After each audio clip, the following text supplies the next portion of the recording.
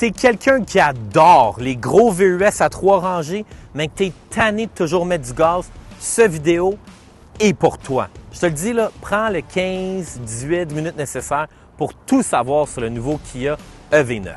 Fait que le modèle du EV9 que j'ai aujourd'hui, c'est le Land All-Wheel Drive GT Line, qui est le Premium, qui est la version la plus haut de gamme du modèle. Il y a 5 trims pour le Kia EV9.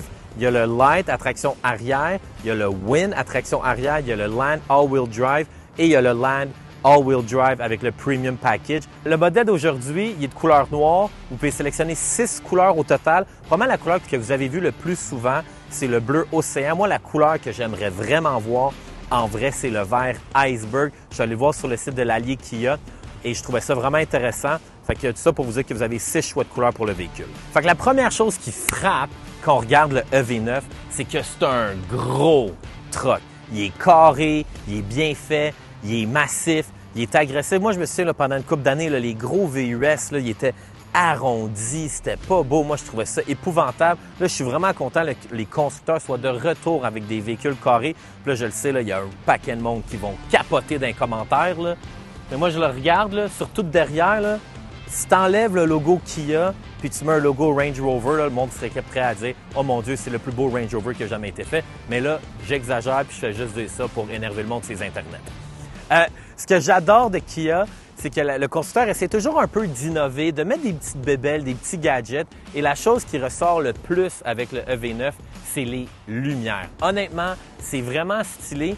Puis même, ils ont décidé de faire des petits jeux de lumière en mettant un paquet de petites lumières. Si vous téléchargez l'application Kia Connect, vous allez pouvoir télécharger 5 jeux de lumière. Bon, ça va vous coûter une coupe de 100$ télécharger l'application puis avoir cette option d'avoir un jeu de lumière. Mais si ça vous tente de vous amuser, ça peut être cool. Là, quand vous arrivez devant votre véhicule, le véhicule va s'illuminer. Parlant de lumière, on va aller à l'arrière du véhicule. Puis même aussi là, au niveau du design par rapport au look du EV9, je ne vais pas m'attarder sur les petits détails parce que je crois que l'esthétique d'un véhicule, c'est des goûts super personnels. Mais chose certaine, si tu es déjà un propriétaire de Kia Telluride, c'est certain que tu trouves que le EV9 est beau. Fait en arrière, encore une fois, les lumières sont magnifiques. Petit détail aussi esthétique, là, je ne sais pas trop pourquoi, mais il y a des gens qui ont horreur de l'essuie-glace en arrière. Là, je sais que des fois, les gars de tuning, ils l'enlèvent. On n'aime pas ça, l'essuie-glace en arrière. Fait qu'il a décidé de faire plaisir à ces gens-là. On a décidé de cacher l'essuie-glace en arrière. Fait que à ce moment-ci du vidéo, c'est certain que la question que tu te poses, c'est quoi l'autonomie du véhicule? Fait que Kia a annoncé que le EV9 avait 489 km d'autonomie. Mais moi, j'ai vu un paquet de gars sur YouTube faire des tests. Puis ce véhicule-là, il est capable de dépasser le 500 km aisément. Puis on s'entend dessus que 500 km d'autonomie, c'est du gros millage. Pour les bornes de chargement, là, on le sait au Québec, c'est majoritairement des bornes de 50 kWh, 100 kWh, 150, rarement 180 kWh. Fait que supposons que vous êtes au Québec puis vous branchez sur une borne de 150 kWh, vous devriez être capable de vous recharger de 10 à 80 en environ 24 minutes. Fait que c'est vraiment bon. Aussi, l'autre chose, c'est qu'une des raisons pourquoi le véhicule est capable de se recharger aussi rapidement, c'est que Kia et Hyundai sont un des seuls constructeurs à offrir une architecture électrique de 800 volts qui permet de se charger aussi rapidement. Toujours aussi au niveau des bornes, le Kia EV9 est capable de se brancher sur des bornes ultra rapides qui vont aller jusqu'à 350 kWh.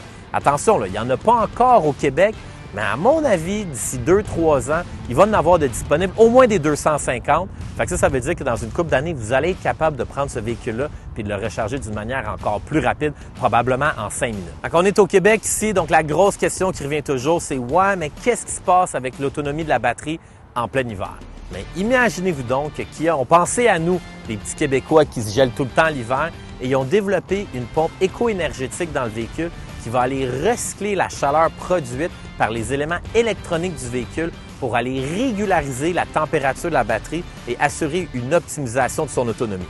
Puis pendant que je vous parle d'hiver, en ce gros soleil, 30 degrés du mois de septembre, dans le capot, dans le devant du véhicule, la seule chose à quoi ça sert ici, c'est il y a la petite trappe pour mettre votre liquide à lave-glace, puis un compartiment qui est à peu près gros pour mettre une bouteille à lave-glace puis votre balai à neige. Fait avant de rentrer à l'intérieur du véhicule, il faut que je vous parle de la clé.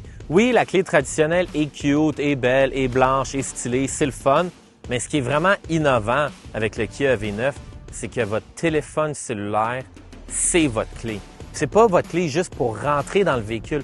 Vous pouvez aussi partir votre véhicule avec votre téléphone. Fait que ça veut dire que si jamais vous perdez votre clé, là, pas de panique, stressez pas besoin d'appeler au concessionnaire, aller chercher un autre set de clés.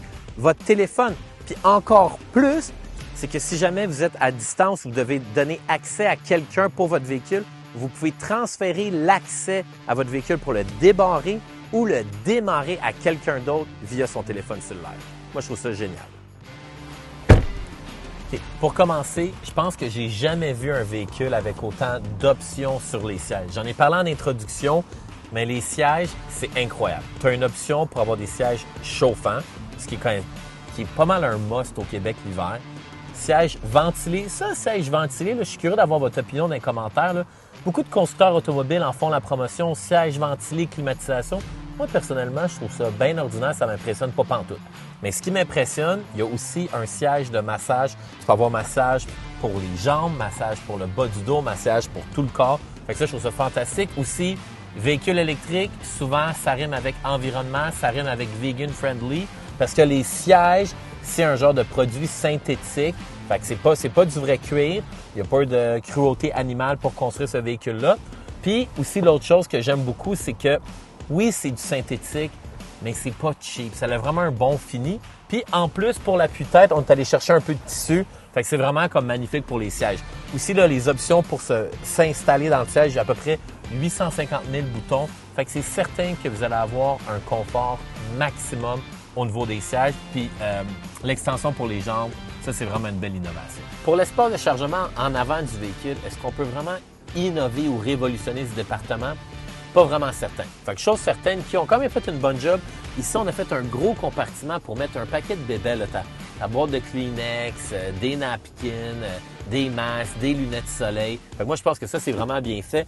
Aussi, là, pour les gens qui font des collections de Stanley Cup, tu sais, les grosses tasses d'eau, tu sais, le monde qui boive 4 litres d'eau par jour. Mais ici, là, le porte-gobelet, là, il est immense. Fait que vous allez pouvoir mettre autant de Stanley Cup que vous allez vouloir. Juste ici, on a installé un chargeur sans fil pour votre iPhone. Puis en plus, on l'a légèrement surélevé pour éviter que votre iPhone surchauffe. Ensuite, si je continue à regarder un peu plus haut, on a installé 2 toits ouvrants. Enfin, pas 2 toits ouvrants. Il y a 2 vitres qui sont dans le véhicule. Celui-ci, on peut l'ouvrir. Celui d'en arrière, on ne peut pas l'ouvrir.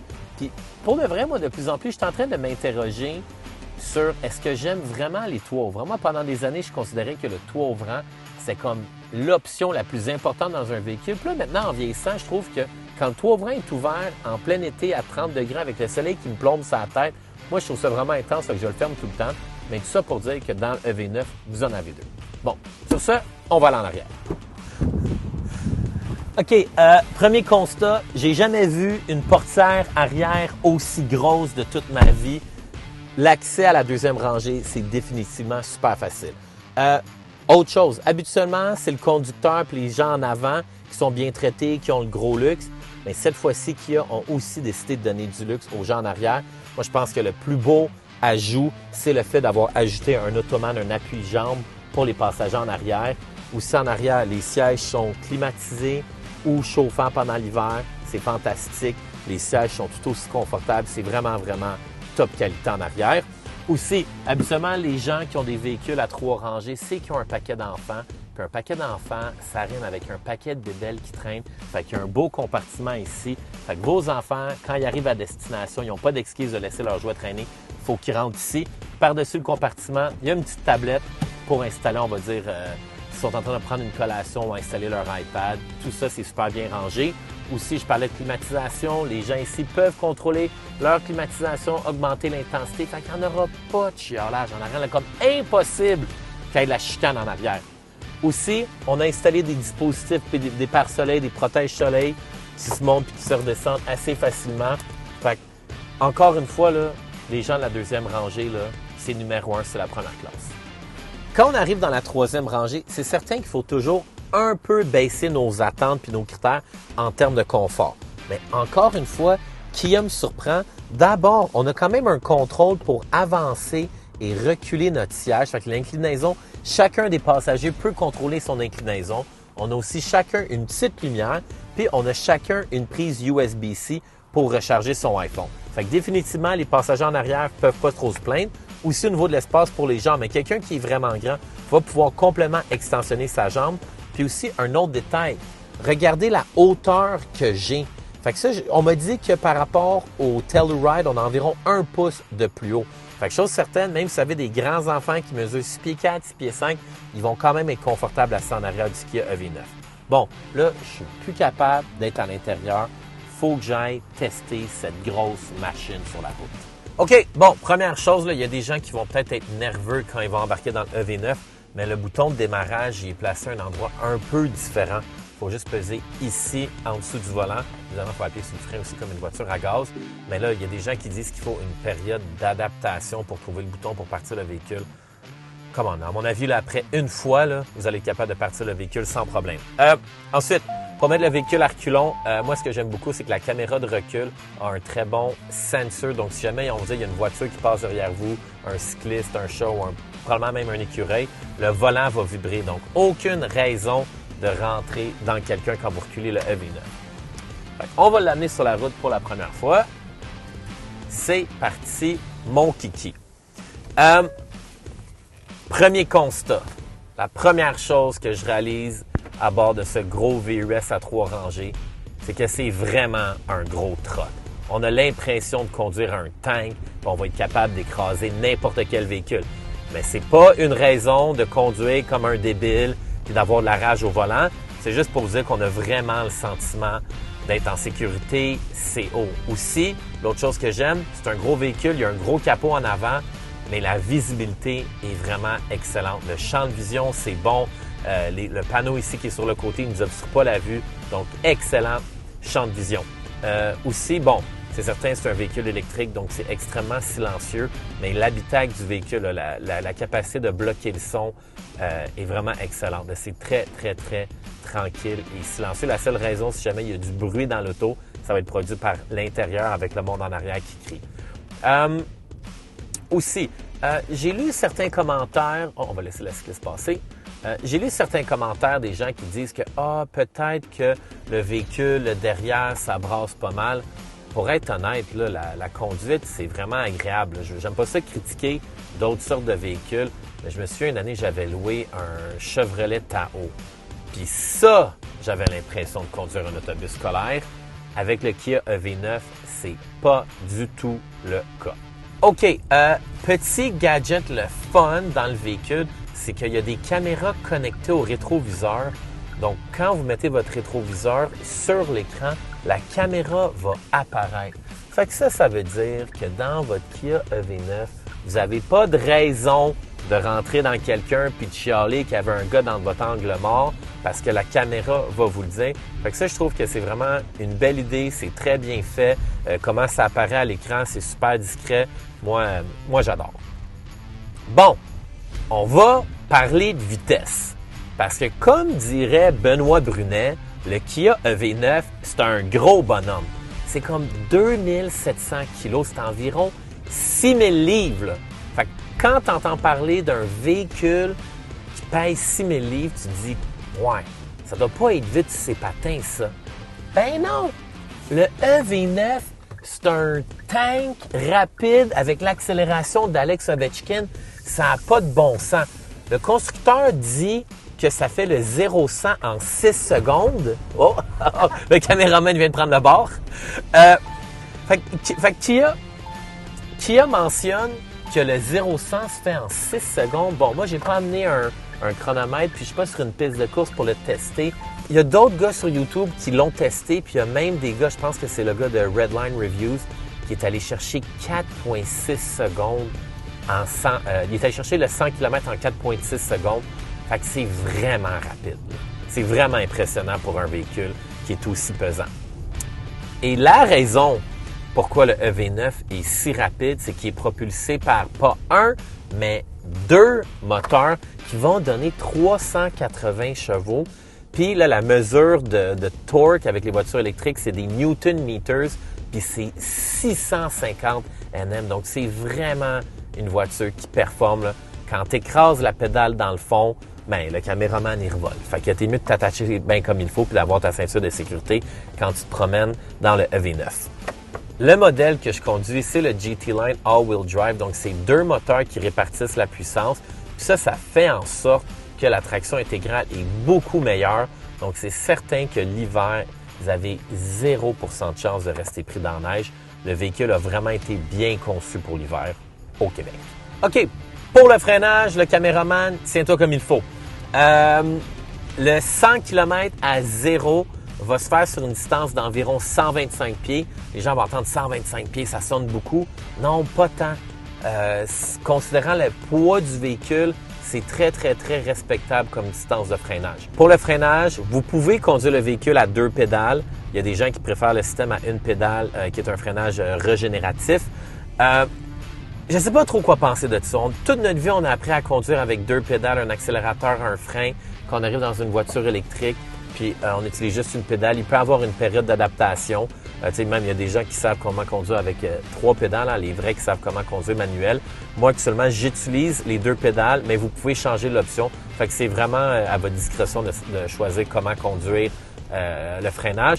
Par contre, le freinage à une pédale régénératif va permettre de charger la batterie et de mieux préserver l'énergie. OK, ça, c'est quand même drôle du véhicule. Au début du vidéo, je vous ai dit, les sièges, vous pouvez avoir un massage, ventilation climatisée, extension pour les pieds, machin truc. Mais le véhicule, après environ 60 minutes de conduite, le système de massage va commencer à s'activer automatiquement un peu pour vous réveiller. Fait que je trouve ça un peu étrange, puis j'espère que comme tous les vendeurs vont avertir les nouveaux propriétaires de EV9, parce que imagine que la première fois que tu prends le véhicule, tu fais 1h15 d'auto après un spa avec des amis, puis là, soudainement, ton bain commence à bouger, tu sais pas trop c'est quoi. Ça se peut que tu te mettes un peu à bad tripper puis à dire, coudonc, y a-t-il quelqu'un qui a mis des champignons magiques dans le dessert ce soir? Ma déception, en fait ma seule déception de mon expérience avec le EV9 aujourd'hui, c'est que j'ai complètement oublié d'aller chercher un gros bateau, genre un Nautique G23, puis de l'accrocher sur une remorque, puis de me trimballer avec partout en ville pour vous prouver que le EV9 a une capacité de remorquage qui va jusqu'à 5000 livres. Fait que si tu es un gars qui aime les bateaux ou le camping, tu es tout le temps en train de traîner un paquet d'affaires avec ton trailer, et aucun stress avec le EV9. Si tu aimes ce modèle-ci, le Land All-Wheel Drive avec le GT Line Package, celui-ci en noir, il est disponible chez l'Allier Kia à Vimont. Il va coûter environ 81 800 comptant plus les taxes. Moi, personnellement, je recommande plus de prendre ce véhicule-là avec beaucoup d'innovation technologique. Prendre une location 4 ans, 5 ans, comme ça, tu n'as aucun stress au niveau de la dévaluation. Fait que tout ça pour dire que Kia V9, un véhicule au Québec pour l'hiver, grosse autonomie, all-wheel drive, il est massif, il se conduit bien, ça vaut vraiment la peine de l'essayer. Venez le voir chez Kia Vimont, Kia Laval ou à Saint-Agathe.